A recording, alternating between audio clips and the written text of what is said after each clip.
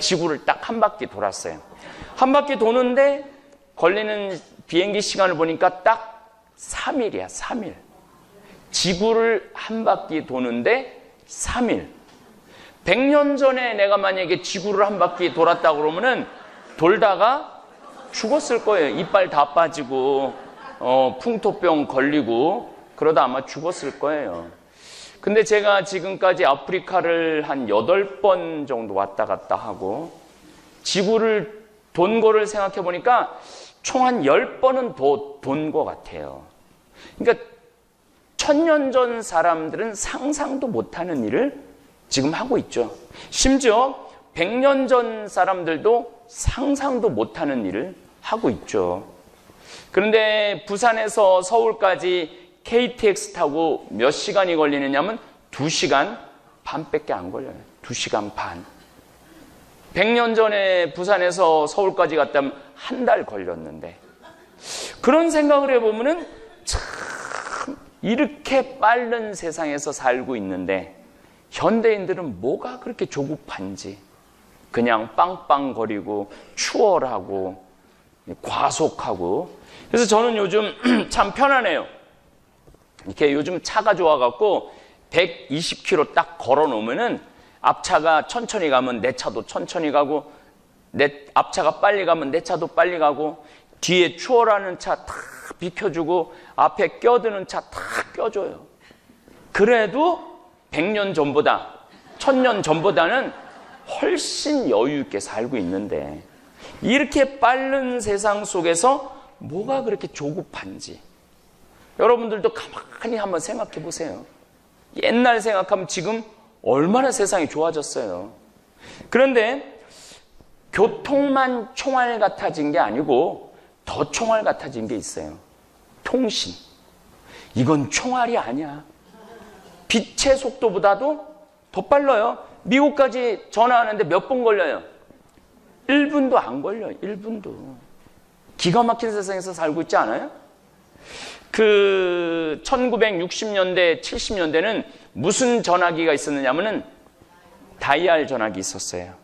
그리고 1970년대 말 80년대 초에는 무슨 전화기가 있었냐면 누르는 전화기 있었어요. 누르는 전화기.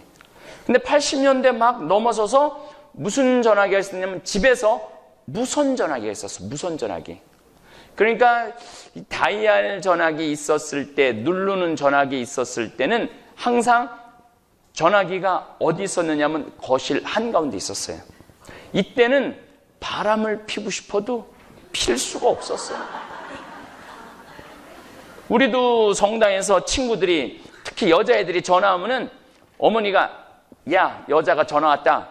그러면 그냥 조심해서 오늘 어디서 모인다고 이러고 그리고 전화 받았어요. 근데 1980년대 후반에는 무슨 전화기가 나왔느냐면 휴대폰, 핸드폰, 모바일 폰이라는 게 나왔어요. 이거는 집 밖에서 어디서든지 때와 장소를 가리지 않고 전화할 수 있는 세상이 왔어요. 근데 2007년에 스티브 잡스가 무슨 전화기를 내놨느냐면 스마트폰이라는 걸 내놨어요. 한국에서는 2009년에 스마트폰이 본격적으로 나오기 시작을 했어요. 그래서 갤럭시 1, 2, 3, 4, 5, 6, 7, 8까지 나왔어요. 근데 여기 오신 분들 중에 50 넘으신 분들 가운데 모바일 폰은 뭐고 스마트폰은 뭐고 갤럭시 1, 2, 3, 4, 5, 6, 7, 8은 뭔지 구분할 줄 아는 분 거의 없어요. 그게 그거야 다. 쉽게 말하면 깜깜이로 살아가고 있는 건, 시대는 총알같이 변하고 있는데 그걸 알아채지 못하고 살아가고 있는 거죠. 시대는 총알같이 변하는데, 제가 이제 가끔 명동에 가면은 우리 할머니들이 날 보면 너무너무 반가워하죠. 신부님 사진 찍자고. 그러면은 제가 웬만하면은 바깥에서 만나면 사진을 찍어요. 그러면은 내 할머니가 사진을 찍자고 그러면은 휴대폰에 사진기 기능 있는 건 알아. 근데 내 휴대폰이 아니면은 잘 몰라. 그러니까 제일 젊은 할머니한테 네가 찍으라고. 그래도 젊으면 뭔가 아니까. 그래갖고 딱 웃으면은 할머니가 사진을 찍어요. 찍는데 기가 막힌 일이 벌어져요. 할머니가 찍고 난 다음에 하는 소리가 있어요. 신부님, 그런데 왜 내가 나와? 왜 내가 나와? 이게 네가 나오는지 내가 나오는지도 모르고 찍는 거야. 왜 내가 나와? 참 답답하죠. 그러니까 이 시대를 읽지를 못하고 살아가는 거죠. 시대를. 그런데 앞으로 펼쳐질 세상은 여러분들이 상상도 못하는 세상이 펼쳐져요. 여러분들이.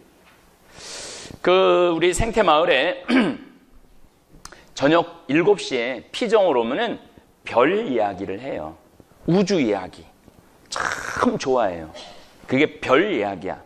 8시에는 우리 생태마을에 이 주교님이 신부를 하나 더 보내줬어요. 시카고 대학에서 심리학 박사학위를 딴 신부님을 보내줬어. 그래서 상담을 많이 해줘요. 그래서 이 신부님하고 20명만 딱 선착순으로 상담 대화를 해요. 이게 8시부터 하는 대화가 뭐냐면은 별별 이야기야. 첫 시간은 별 이야기고 두 번째 시간은 별별 이야기야. 그야말로 별별 이야기를 다 하는 시간이에요. 근데 이제 뭐 상담하면서 재미난 이야기를 신부님이 밥 먹으면서 해줘요. 근데 참 재미난 얘기를 들었어요. 참 많이 재미난 얘기가 있는데 할머니 한 분이 그랬대요. 거의 1시간 동안 할머니만 독차지를 한 거지. 내 말 좀 들어봐. 그 얘기죠.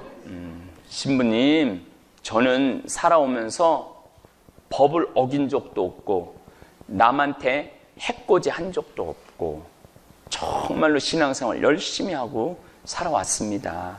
근데 며느리가 어느 날 밥을 차려주고 야 인년아 밥 먹어 그러더래요. 너무너무 억울하더래. 내가 잘못 산 것도 아닌데 며느리가 자기한테 야 인년아 밥 먹어. 너무너무 억울하다는 거야. 너무너무 분하다는 거야. 내가 잘못한 것도 없고 죄 지은 것도 없는데.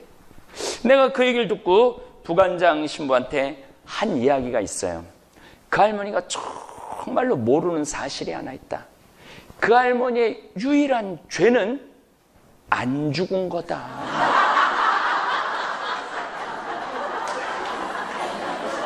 그 할머니의 유일한 죄는 안 죽은 거다.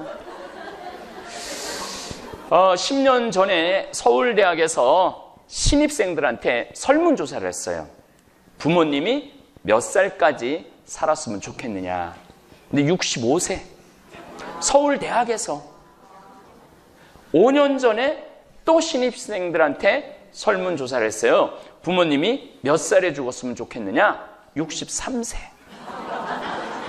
작년에 부모님한테 또 서울대학 학생들한테 신입생들한테 설문조사를 했어요. 부모님이 몇 살에 죽었으면 좋겠느냐. 60세.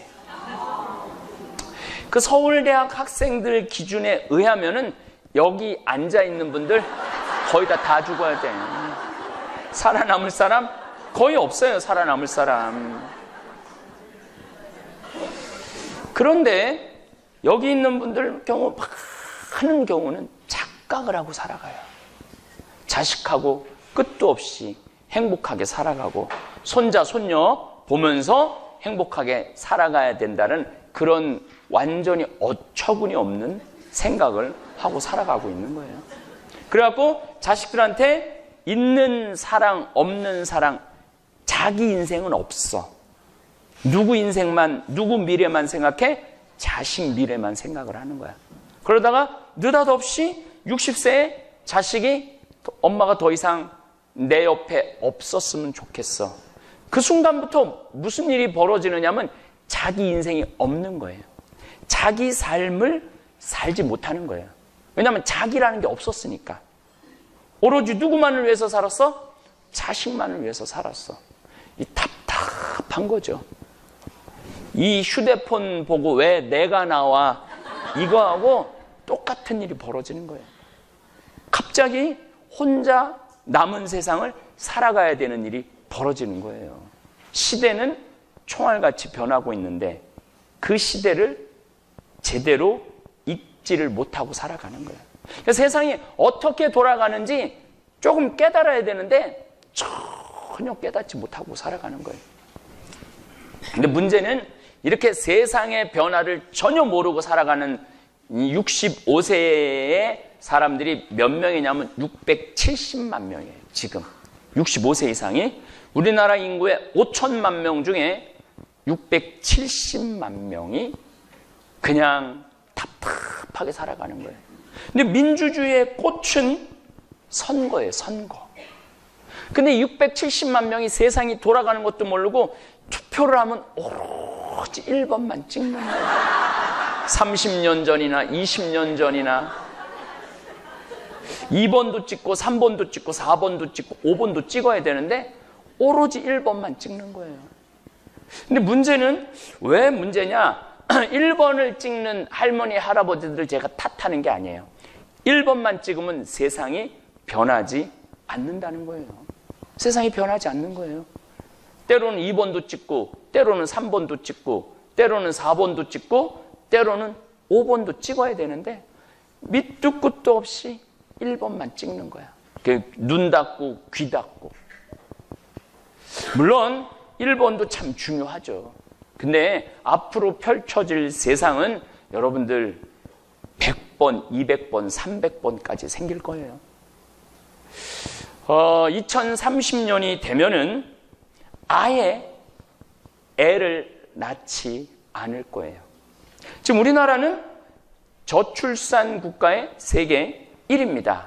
1.03명을 낳아요. 둘이서 하나밖에 안 낳아요. 그럼 앞으로 30년 후는 이 나라에 누구만 있느냐면은 맨 65세 이상만 있는 거예요. 이제 1000만 명, 1500만 명. 애들은 거의 안 낳아요. 왜 애들을 안 낳느냐 하면은 지금 대한민국의 교육 시스템, 대한민국의 환경으로는 애를 낳고 싶지 않아요. 애들이 태어나갖고 학원 다니고 공부하고 시달리고 경쟁에 스트레스 받고. 그러니까 요즘 젊은 애들이라고 말하는 건 20, 30, 40대 애들이에요. 애를 안 낳아도 심각하게 생각하지 않아요. 이 힘든 세상 뭐하러 태어나갖고 고생을 시키느냐 이거예요. 그러니까 애를 2030년에는 애를 안 낳지만은 2040년에는 아예 결혼을 하지 않을 거예요. 분명히 그런 세상이 옵니다. 결혼을 하지 않는 세상이 와요. 왜냐하면 이제는 같이 잠을 자줄 로봇가 나오거든요. 2009년에 라스베가스에서 전시회가 있었어요. 록시라는 로봇가 출시가 됐어요. 키 1m 70, 몸무게 58. 같이 잠을 자줄 로봇가 나왔어요. 얼마냐면은 100만 원이면 살 수 있어요. 100만 원이면. 근데 요즘은 로봇을 성격까지 고를 수가 있어. 까칠한 여자, 차분한 여자, 다정한 여자. 이게 웃을 일이 아니에요. 로봇가 오르가즘까지 느껴줘요. 로봇가. 뭐하러 골치 아픈 여자랑 살아? 내가 고를 수 있는데. 얼굴도 예쁜 여자 고를 수 있는데. 2015년에 일본에서 아즈마 히카리라는 로봇가 나왔어요. 이 여자 로봇은 취미는 음악 듣는 거, 좋아하는 음식은 도너츠, 잘하는 요리는 계란 후라이. 잘하는 요리는. 그리고 남편이 퇴근할 때쯤 되면은 에어컨 틀어놓고 목욕물 받아놓을 정도까지의 로봇가 나왔어요. 2015년에. 2030년, 40년이 되면은 이거는 상상도 못하는 세상이 펼쳐지는 거예요. 지금 4차 산업이라는 얘기를 참 많이 듣는 분도 있고 처음 들은 분들도 있을 거야. 1차 산업은 와트가 증기기관을 개발했을 때 기차, 증기, 기선, 배, 증기로 방적기계도 하는 증기. 이거 완전히 세상이 바뀐 세상이죠.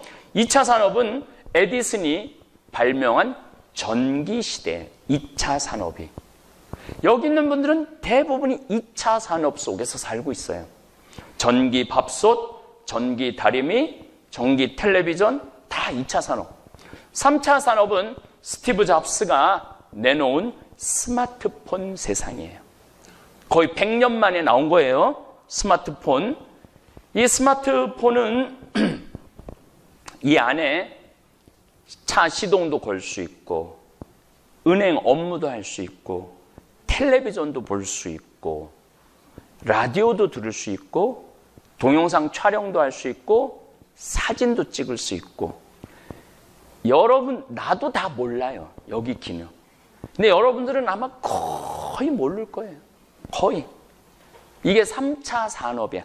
그러니까 여기 전화 50이 넘은 분들은 여기부터 적응하지 못하는 세상에 살고 있는 거예요. 여기부터. 그런데 지금은 4차 산업 시대가 접어들었어요. AI, 인공지능의 시대예요. 알파고가 이세돌하고 바둑을 뒀는데 4승 1패. 그러니까 이세돌은 1승 4패. 유일한 프로 기사 중에 유일한 1승이에요. 커제가 이세돌 바둑 두는 걸 보고 이렇게 말했습니다. 나는 저렇게 두지 않을 거라고. 그래서 알파고가 그럼 한번 두자. 그래서 뒀어요. 근데 커제가 3전 3패. 세계 바둑 1인데. 그리고 알파고가 이렇게 말했습니다. 나는 다시는 인간하고 바둑을 두지 않겠다. 알파고가. 이제는 컴퓨터가 어떤 시대가 들어섰느냐면 자가 학습의 시대가 왔어요. 그래서 여러분들 로보 어드바이저라고 있어요. 증권, 투자, 충고해주는 로봇가 나왔어요. 근데 이 로보 어드바이저한테 충고를 받으면은 평균 수익률이 3.6%에서 5%. 그리고 실패해도 1.5%에서 2%. 우리가 주식 투자하면은 종이 쪽지 될 것처럼 그런 거 많죠? 근데 이 로보 어드바이저는 빅데이터라고, 이것도 들어봤어요, 여러분들. 모든 데이터를 종합할 수 있는 능력이 있어. 그래갖고, 앞으로 미래에는 여기에 투자하면은 성공할 것이다. 라고 로보 어드바이저가 충고를 해주는 거예요. 그러니까 이제는 애널리스트들은 소용이 없어지겠죠. 똑똑한 애들.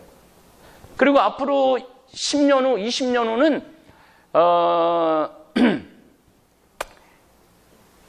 미국의 테슬라라는 자동차 회사에서는 지금 뭐가 나왔느냐 하면 웨어러블이라는 걸 써요. 그게 뭐냐면 옷을 입으면 힘이 세지는 거야. 그래갖고 50kg밖에 못 드는데 이 웨어러블을 입으면 500kg를 들 수 있는 거야.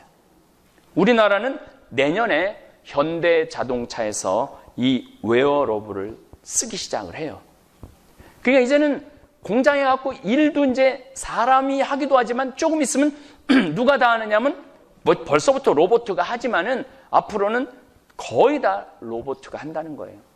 그러면 인간이 할 일은 뭐냐? 인간이 할 일은 행복하게 사는 거예요. 인간이 할 일은. 어떻게 행복해? 경쟁에서 물러나고. 그러니까 초등학교 지금 교육제도가 완전히 바뀌어야 돼요. 공부시키지 말고, 수학시키지 말고, 영어 시키지 말고, 영어도 여기다가 한국말로 하면 영어로 다 나와. 이제는 그런 세상이 왔어요. 한국말로 하면 다 영어로 나와요. 그러니까 애들이 초등학교 때 수업이 뭐 해야 되느냐면은 학교 가고 공차기, 노래하기, 춤추기, 신나게 놀기, 친구들하고 어우러져서 놀다가 집에 오는 거예요. 그래서 어떻게 하면은 재미나고 행복하게 살 수 있느냐? 이 교육제도로 바뀌지 않는 한 대한민국은 딴 길로 가고 있는 거예요. 왜 내가 나와 이걸로 가는 거예요. 왜 내가 나와 이걸로 가는 거예요. 그리고 정말로 미래학자들은 제 이야기를 하고 있어요. 앞으로는 어떤 세상이 와야 돼? 행복하게 사는 세상. 행복하게 사는 세상. 그런데도 애들한테 계속 공부하라고. 계속 1등 하라고. 이거 시대를 잘못 읽고 있는 거죠. 시대를. 이제는 공부 잘하는 애들이 행복한 세상이 아니에요. 그냥 행복한 애가 행복한 세상이 와요. 그러면은 도대체 어떻게 먹고 살아야 되느냐? 스탠다드 앤 푸어스라고 S&P라고 미국 평가 회사가 있는데 2040년에는 한국이 세계 경제 4위가 된다고 그래요. 한국이. 그리고 거의 맞아 떨어져 가고 있어요. 그러면은 돈은 엄청나게 버는 세상이 올 거예요, 한국이. 그럼 어떻게 해야 되느냐? 돈 많은 기업가들한테 돈을 뺏어서 애들 초등학교, 중고등학교, 대학교까지 무상교육 해줘야 돼요. 돈 많은 사람들한테 돈 뺏어서 할머니, 할아버지들한테 용돈 90만 원에서 100만 원 줘야 돼요. 그런 세상이 이미 다른 나라들은 와 있어요. 스웨덴, 핀란드, 덴마크 이런 나라들은 할머니, 할아버지들한테 용돈 90만 원, 100만 원 줘요. 용돈 줘요. 그러면은 우리나라가 핀란드, 덴마크, 스웨덴보다 못 사느냐? 아니요. 그 나라보다 잘 살아요. 스페인보다 잘 살아요. 그리스보다 잘 살아요. 근데 우리는 그 용돈을 주고 있지 않는 거예요. 누구한테 돈을 안 뺏어와? 기업가들한테. 기업가들한테 돈 조금 받고 세금을 그냥 감면해 주는 거예요. 그러니까 세상을 바꿔야 된다는 거예요. 이제는. 여러분들 2040년에는 제가 제일 걱정하는 건 뭐냐면은 로봇들이 감정을 느끼기 시작해. 감정을. 그래갖고 모든 데이터를 계산해 본 결과 하느님이 계신 것 같아. 그래갖고 세례를 받고 싶어. 신앙생활을 하고 싶어. 로봇들이. 그러고 나한테 신부님 저 세례 좀 주세요. 세례 줘야 돼 말아야 돼? 줘야 돼 말아야 돼? 말아야 돼요? 내가 세례를 안 줘도 걔네들은 아무 문제가 없어요. 신부님이 세례를 안 준다면은 우리가 세례 주는 로봇을 신부를 서품을 주겠다고. 그런 세상이 올 거예요. 올 거예요. 그러니까 이게는 아주 굉장히 복잡한 문제인데 이제는 그런 세상이 올 겁니다. 예, 이제는 로봇하고 공존하는 세상이 올 거예요. 로봇하고 공존하는 세상. 근데 문제는 여기 계신 분들이 그냥 죽으면 되는데 안 죽는 거야. 여기 지금 60 되신 분들은 앞으로 120살까지 산다는 거예요. 60 되신 분들은. 앞으로 3년 후면은 암, 당뇨 거의 정복한다는 거예요. 그러니까 암 안 걸리고 당뇨만 안 걸리면은 안 죽는 거예요. 그냥 가는 거야. 그러니까 여기 지금 로봇가 0.03mm짜리 로봇가 나왔는데 이게 혈관 안에 들어가고 모든 신체 기관에 다 갈 수 있다는 거예요. 그러니까 가서 병을 치료한 이게 3년 후에 상용화가 된다는 거예요. 3년 후에. 그러니까 안 죽는 거야. 여기 있는 분들 다 안 죽는 거야. 안 죽는데도 계속 1번만 찍어. 안 죽는데도. 세상은 엄청나게 변하고 있는데 그 변화의 세상에 내가 그 세상을 조금 이해하고 읽을 수 있어야 되는데 근데 여기 오신 분들은 아무 문제가 없어요. 왜냐하면 일단 내 강의를 들으니까 어쨌든 저렇게 세상이 변하는구나. 근데 여기에 오지 않고 눈 감고 귀 막고 자기만 옳다고 주장하는 사람은 그 사람이 대한민국을 계속 붙잡고 있을 수도 있다는 거예요. 여기 계신 분들은 진짜로 120살까지 사실 겁니다. 자, 그렇다면은 여러분들 행복의 이야기를 좀 하고 싶어요. 여러분들 꼭 출세해야지 행복해요? 출세하면 행복할 거라는 이상한 기대감이 있어. 사실은 여기 계신 여러분들이 내가 보기엔 제일 행복한 분들이에요. 왜냐하면 여러분들은 감옥에 가고 싶어도 갈 수가 없어. 누가 돈을 줘야지 감옥에 가볼 거 아니야. 여러분들 누가 한 달에 1억씩 갖다 주는 사람 있어요? 그러니까 감옥에를 못 가는 거예요. 하지만 여러분들이 지금 누리고 있는 자유는 돈으로 살 수 없는 자유를 여러분들 누리고 계신 거예요. 우리나라의 출세한 대통령들 가만히 한번 생각을 해봐요. 뭐가 출세하는 게 좋아요. 오히려 여러분들이 훨씬 행복해요. 그러니까 여러분들 손자들한테 행복하게 살아라, 재미나게 살아라 인생, 그렇게 얘기해줘야 돼요. 근데 우리는 이게 언어에서도 출세를 하라고 가르치고 있는 거야. 가장 잔인한 부모들이 자식 판검사 만드는 부모들이에요. 가장 잔인한 부모들이. 판검사 되려고 그러면은 태어나서부터 해가 뜨는지 달이 뜨는지 모르고 살아야 돼요. 그리고 대학교 때 코피 터져가면서 공부해야 돼요. 그러고 정말로 판검사가 됐어. 너무너무 좋아. 우리 아들 드디어 출세길, 우리 딸 드디어 출세길이 열렸다. 근데 판검사들이 출근해갖고 맨날 만나는 사람들이 누구냐면은 사기꾼, 도둑놈들만 만나는 거예요. 평생. 물론 정의를 세우는 입장에서는 너무너무 좋죠. 근데 정말로 우리나라 판검사들이 정의를 세우는 사람들일까요? 그 똑똑한 애들이 눈치 봐가면서 줄 서고 있는 거예요. 그 뭐가 부러워요. 내가 본당 신부 20년 전에 있었던 일이에요. 전국 학력고사 수석, 서울대 수석, 법대 수석, 사법고시 수석, 연수원 수석한 애가 있었어요. 우리 본당 신자 중에. 근데 걔는 대법관 후보라고 그랬어. 누가 봐도. 근데 바로 김앤장 로펌 회사로 빠졌어요. 바로. 그럼 왜 빠졌느냐? 제가 물어봤어요. 그랬더니 이 친구 하는 말이, 신부님, 소신 재판할 자신이 없습니다. 그렇게 판사가 돼도 위에 내가 출세하려고 그러면은 위에 눈치 봐가면서 재판하는 거예요. 뭐가 그런 자리가 부러워갖고 죽어라 자식들을 이렇게 고생을 시켜. 그냥 즐겁고 행복하게 살게 그냥 놔두지. 그러니까 많은 분들이 이렇게 얘기해요. 중고등학교 때 엄마 나 놀러 가고 싶어. 엄마 나 여행 가고 싶어. 이놈 새끼야, 네가 지금 놀러 갈 시간이 어딨어. 공부해갖고 서울대학 가갖고 삼성에 취직해서 그때부터 행복해. 그럼 30살까지 안 행복했던 애가 30살서부터 삼성에 취직한다고 그날부터 행복할까요? 절대 그렇지 않아요. 쭉 행복하게 자란 애가 행복하게 사는 거예요. 늘 즐겁게 사는 애들이 즐겁게 앞으로도 살아갈 수밖에 없어요. 우리 생태마을에 직원 아들이 유명한 애예요. 메리앤 촛고등학교 졸업한 애예요. 케네디 대통령이 나온 학교예요. 이 학교는 고등학교인데 1년 학비가 1억이야. 10만 달러. 이 학교 애들은 학교 올 때 자가용 타고 오지 않는데요. 비행기 타고 오지. 다 중동의 왕족 아이들, 미국에서 최고로 부잣집 아이들. 근데 얘가 동양인 최초로 그 메리앤 촛고등학교의 학생회장을 했어요.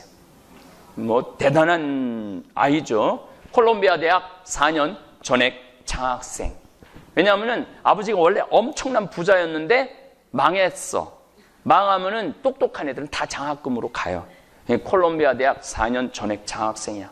얘는 학교를 졸업하면은 월스트리트, 월가에 가갖고 그 고등학교 학생회장을 했으니까 얼마나 인기가 좋아요.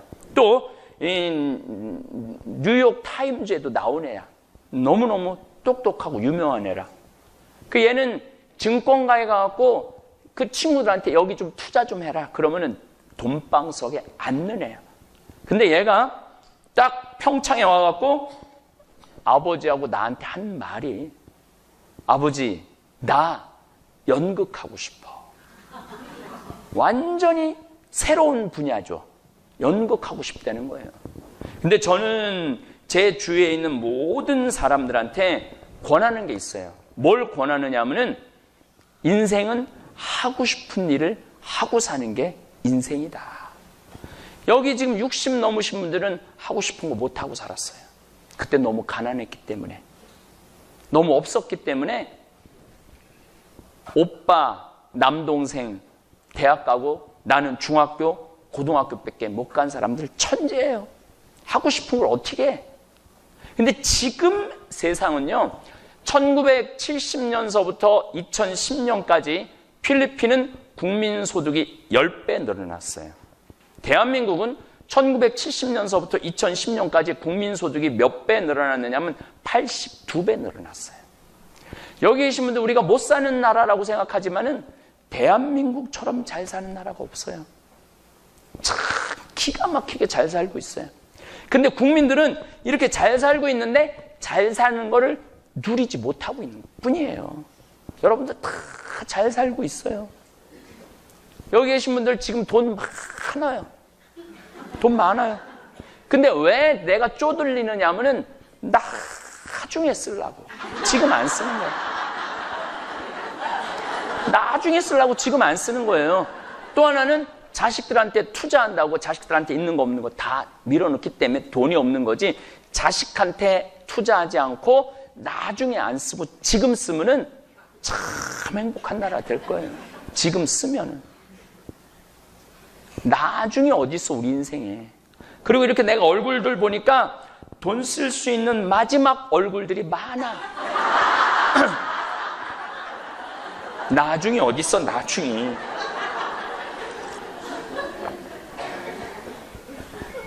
어쨌거나 그래서 얘는 NYU 뉴욕 주립대학교 연극영화과 대학원을 들어갔어요. 뭐 조지 클루니도 나오고 유명한 배우들을 많이 배출해냈죠. 2년 동안 학교를 다녔어요. 그리고 작년 5월 달에 졸업을 했어요.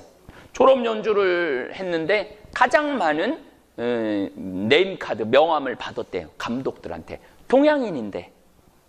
근데 얘가 이제 끝났으니까 작년 6월 달에 오디션을 보러 다녔어요. 근데 얘가 어디에 캐스팅이 됐느냐면은 조지 해밀턴이라고 미국 독립 아버지 그 뮤지컬에 조연의 대타로 캐스팅이 됐어요. 조연도 아니고 조연의 대타. 시카고에서 1800석 6개월 전석 매진이야. 근데 조연의 대타인데 6개월 동안 하는 건데 1억이야. 조연의 대타인데 1억이야. 1억. 10만 달러. 이사 비용 거기 시카고에서 아파트 다 대주는 거예요. 그리고 이제 이번 6월 달에 공연이 끝났죠. 그러니까 또 오디션을 봐야 되잖아요. 이번에는 어디 오디션을 봤느냐 하면 6월 달에 브로드웨이에 엠 버터플라이라는 연극이 있어요. 이거 아주 유명한 연극이에요. 그런데 누구가 기획한 거냐면 줄리 테이머라는 감독이 기획한 거예요. 줄리 테이머는 여러분들도 누군지 모를 거예요. 라이언 킹 제작자, 스파이더맨 제작자가 기획한 거예요. 근데 여기에 우리 윤진이라는 친구가 오디션을 봤는데 주연으로 캐스팅이 됐어요. 동양인 최초, 한국인 최초로. 그래서 5월 27일 날 공연을 시작했어요. 5월 27일. 여긴 50만 달러. 4개월, 5개월 하는데. 근데 뭐 돈이 중요한 게 아니죠. 얘는 자기가 하고 싶은 일을 하고 사는 거야. 그러니까 지금 애들은 1등을 골라내면 안 돼요. 얘가 가장 잘하는 걸 골라내야 돼. 가장 좋아하는 걸 골라내야 돼. 그래갖고 얘가 가장 잘하고 가장 좋아하는 걸 하게 해줘야 돼요. 1등인 세상은 이제 끝났어요. 1등이 행복한 세상은 끝났어요. 왜냐하면 누가 1등을 해? AI가 1등을 하거든. 인공지능이. 우리는 그래서 지금 인문학이 유행을 하는 거예요. 여러분들 뭐 방송 보면 인문학 그러잖아요. 예, 그 인문학이 뭐예요? 행복하기 위한 길이야. 그래서 여러분들도 이제는 생각을 많이 바꾸셔야 돼. 첫 번째 생각 바꿔야 되는 거는 자식한테 재산 주지 않는 거. 내 인생의 주인공은 누구야? 난 거. 자식이 출세하면 나도 출세할 거라는 그런 어처구니 없는 생각은 하지 않는 거. 자식하고 나하고는 별개의 인생이에요. 근데 한국 사람들은 지금 이 순간을 누리지 못하고 있어요. 나중에 행복하려고. 지금 이 순간은 아끼고 있는 거야. 그냥 뭐 맛있는 거 사 먹으려고 그래도 나중에 사 먹으려고 지금 안 사 먹는 거야. 그리고 한국 사람들은 상당히 극단적이에요. 꼭 정치인들만 그런 게 아니야. 집에서도 그런 일이 벌어져요. 너 이번에 대학 떨어지면 너하고 나하고 접시에 코 박고 죽자.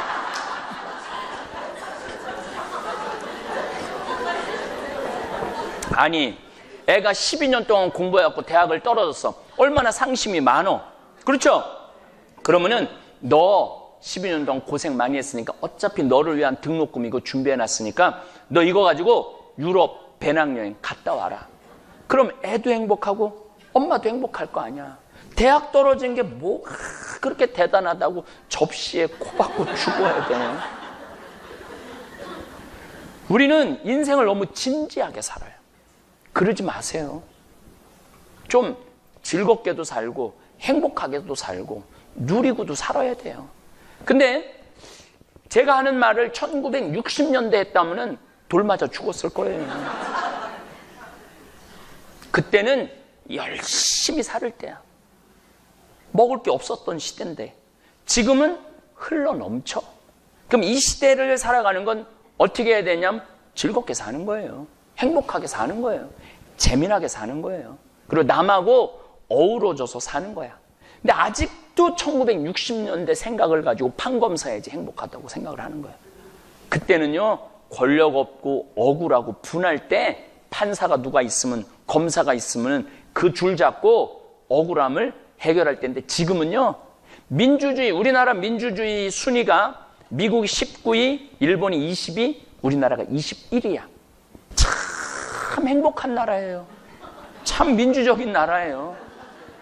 그런데 우리의 사고는 어디에 묻혀 있느냐면은 1960년대, 70년대 묻혀 있는 거야. 여기 계신 많은 분들 가운데 만약에 80이 넘어갔고 암이 걸리면은 그냥 죽어요. 치료하지 말고. 하늘이 준 기회야. 하늘이 준 기회야. 죽을 수 있는 기회야. 근데 놀라운 거는 80이 넘어서 항암을 하고 수술을 한 사람이 오래 사느냐, 아무것도 안 하는 사람이 오래 사느냐.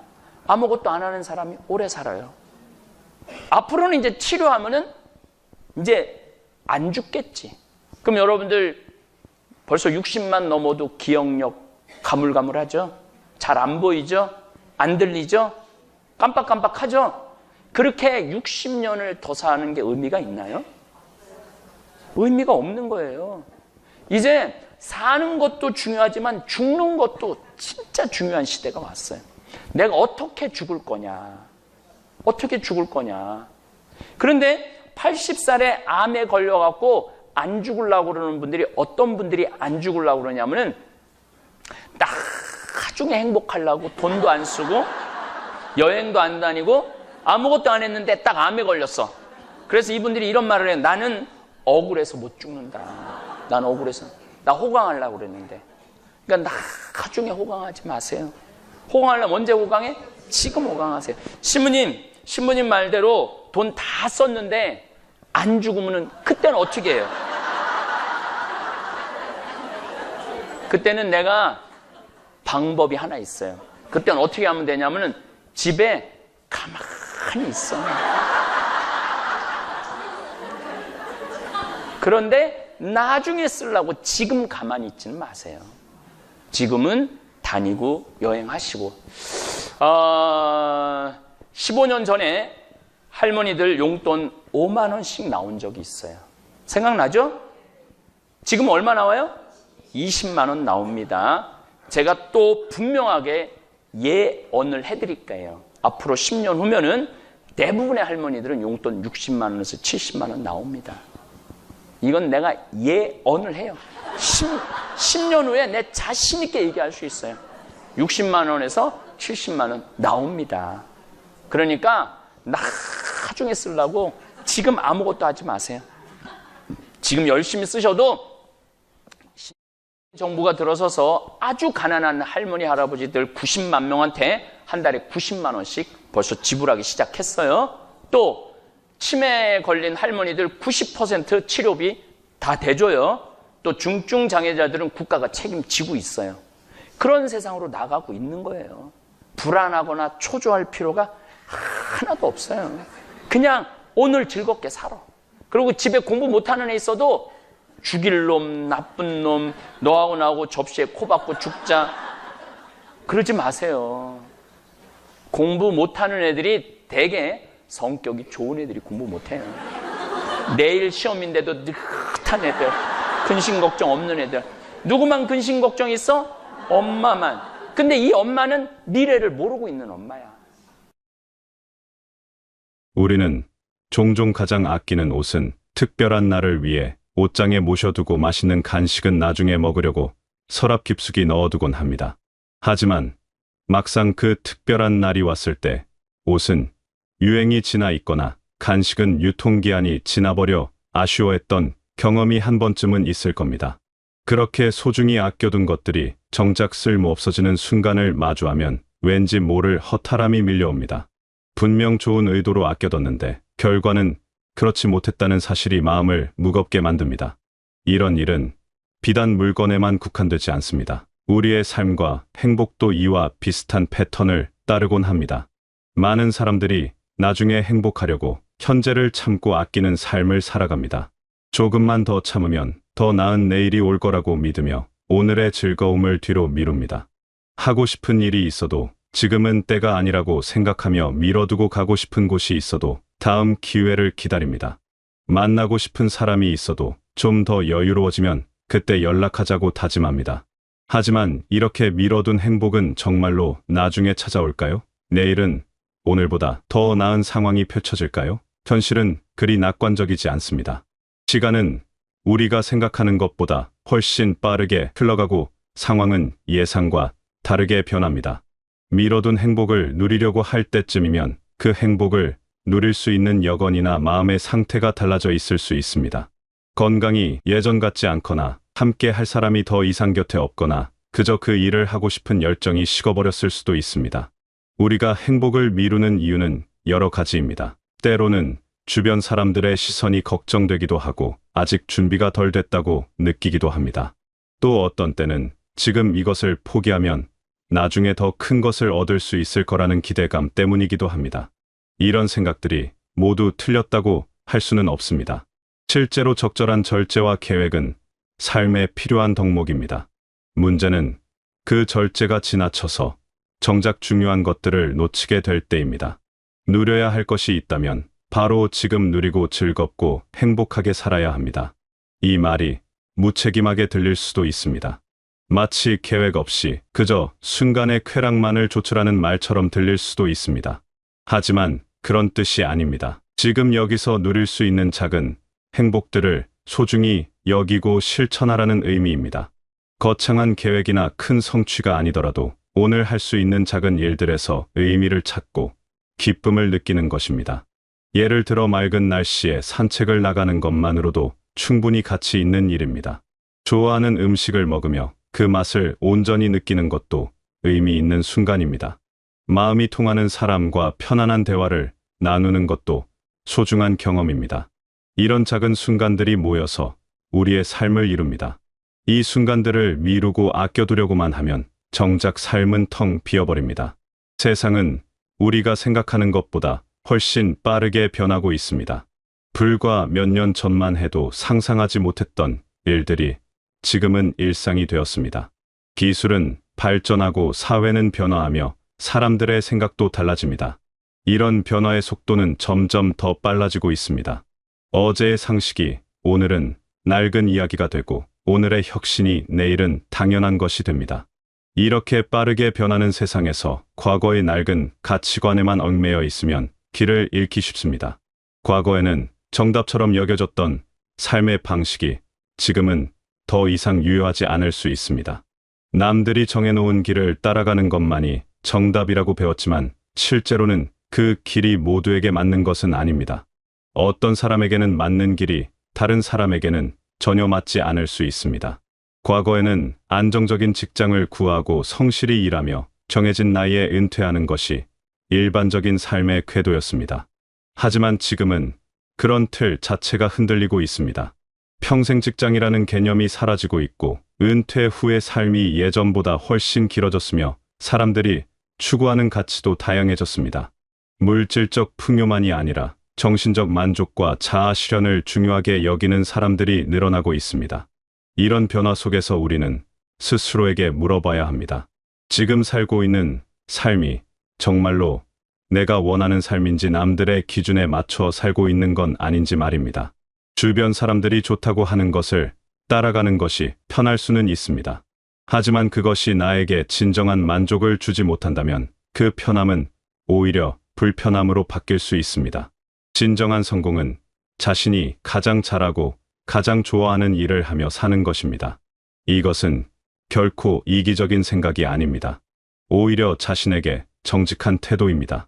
자신이 진정으로 원하는 것이 무엇인지 알고 그것을 향해 나아가는 것은 용기 있는 선택입니다.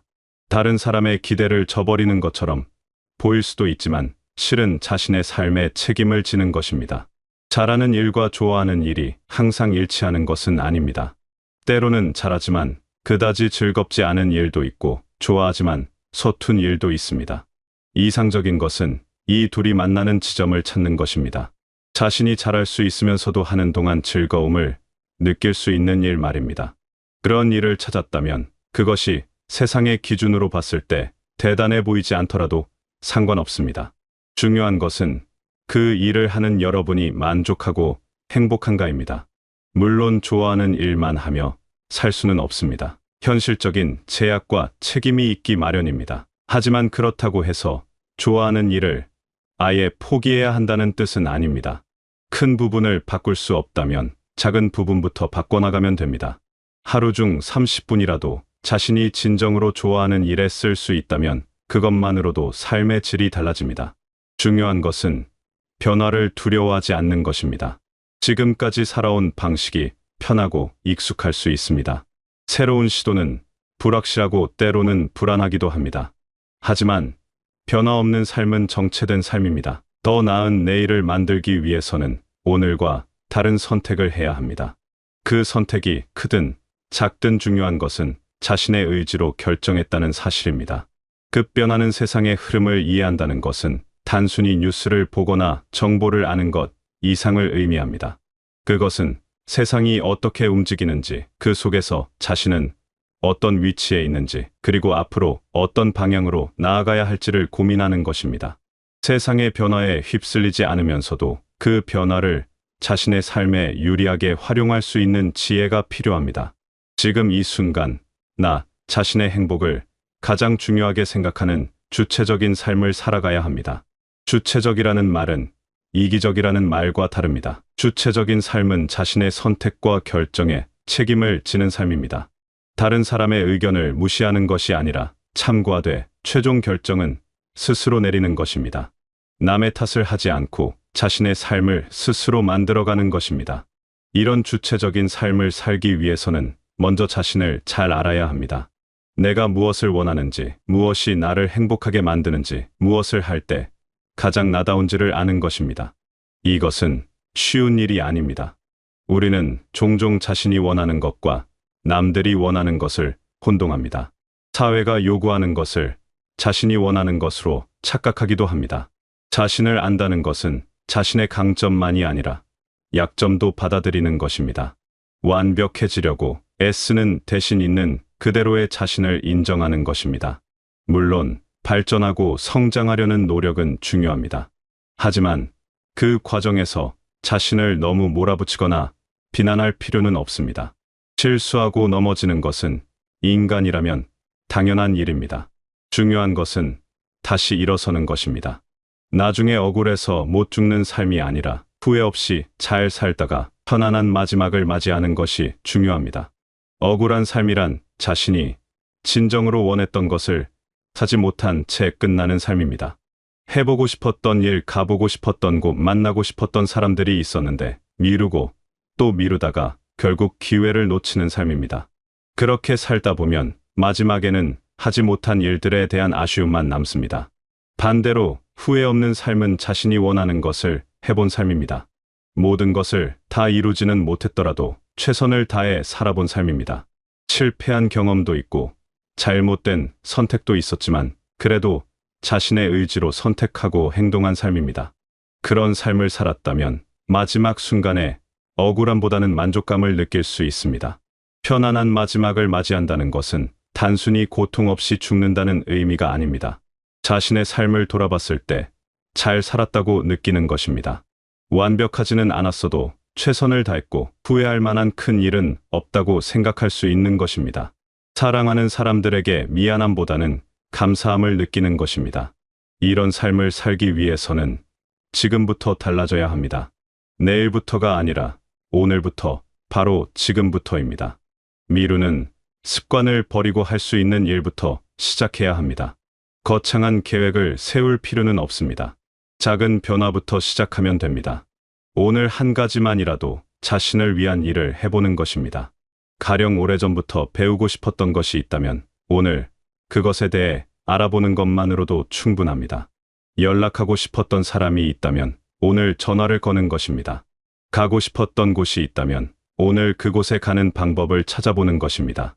이렇게 작은 행동 하나하나가 모여서 큰 변화를 만들어냅니다.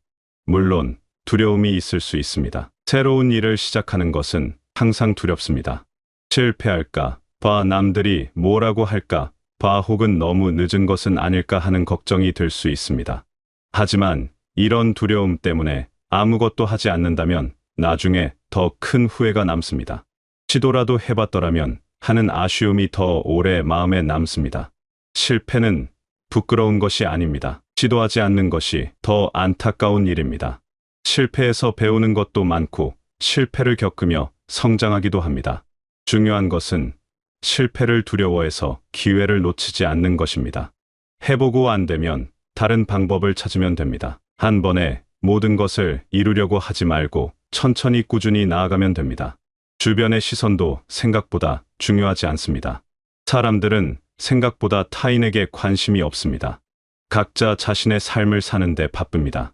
여러분이 무엇을 하든 처음에는 신기해할 수 있지만 곧 익숙해지고 당연하게 받아들입니다. 설령 누군가 부정적인 말을 하더라도 그것은 그 사람의 생각일 뿐입니다. 여러분의 삶을 사는 것은 여러분이지 그들이 아닙니다. 더 중요한 것은 여러분 자신이 어떻게 생각하느냐입니다. 자신의 선택에 확신을 가지고 그것을 즐기는 것입니다. 다른 사람의 인정을 받기 위해 사는 것이 아니라 자신의 만족을 위해 사는 것입니다.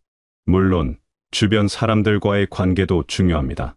하지만 그 관계를 유지하기 위해 자신의 행복을 포기해서는 안 됩니다. 진정한 관계는 서로의 행복을 응원하는 관계입니다. 나이는 단지 숫자일 뿐입니다. 무엇을 하기에 너무 늦은 나이란 없습니다. 새로운 것을 배우고 새로운 경험을 하고 새로운 관계를 만드는데 나이는 장애물이 아닙니다. 오히려 살아온 경험이 있기에 더 깊이 있게 즐길 수 있고 더 현명하게 접근할 수 있습니다. 지금이 가장 적절한 시기일 수 있습니다. 시간은 한정되어 있습니다. 우리 모두에게 주어진 시간은 정해져 있고 그것을 어떻게 사용하느냐는 우리의 선택입니다. 의미 없이 흘려보낼 수도 있고 소중하게 채워갈 수도 있습니다. 매일매일이 선택의 연속입니다. 오늘 어떻게 시간을 보낼 것인지, 무엇을 할 것인지, 누구와 함께 할 것인지를 선택합니다. 이런 선택들이 쌓여서 한 주가 되고 한 달이 되고 1년이 됩니다. 그리고 그것이 모여서 우리의 인생이 됩니다. 돌이켜보면 큰 사건들보다 작은 순간들이 더 소중하게 느껴지곤 합니다. 함께 웃었던 순간, 감동받았던 순간, 평화로웠던 순간들이 삶을 풍요롭게 만듭니다. 이제는 미루지 말고 실천할 때입니다. 특별한 날을 기다리지 말고 오늘을 특별하게 만들어야 합니다. 완벽한 조건을 기다리지 말고 지금 주어진 조건에서 최선을 다해야 합니다.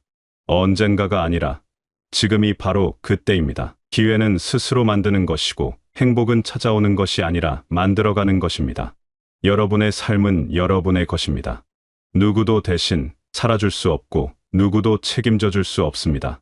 그렇기에 더욱 소중히 여기고 의미 있게 채워가야 합니다.